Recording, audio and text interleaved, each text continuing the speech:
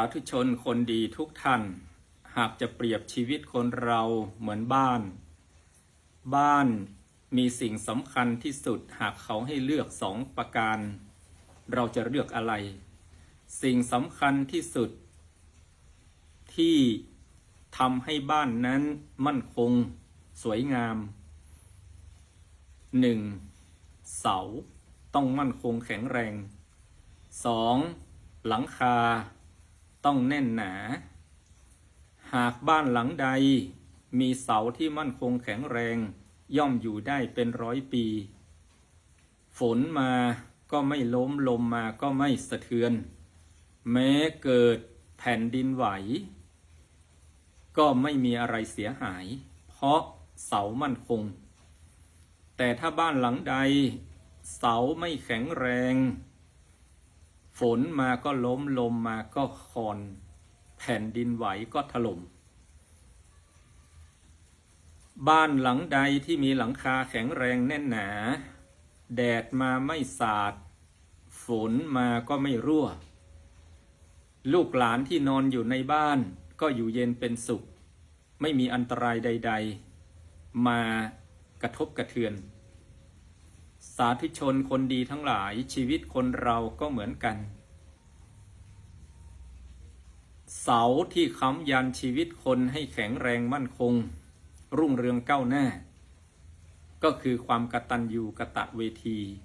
กตัญญูแปลว่ารู้คุณกตเวทีแปลว่าทำตอบแทนคุณกตัญญูรู้คุณคนนั้นดีกตเวทีทำตอบแทนดียิ่งกว่าลูกหลานกตัญญูรู้คุณพ่อแม่กตเวทีตอบแทนคุณพ่อแม่ดีเยี่ยมลูกศิษย์ลูกหากตัญญูกตเวทีรู้คุณตอบแทนคุณครูบาอาจารย์ชีวิตเจริญรุ่งเรืองเป็นเสมือนเสาที่ค้ำยันชีวิตให้มั่นคงส่วนหลังคาชีวิตก็คือบุญกุศลคุณงามความดีที่เราสั่งสมไว้จะเป็นหลังคาที่แน่นหนาปกห่มชีวิตเราให้เจริญรุ่งเรืองบ้านหลังใดถ้าหลังคารั่ว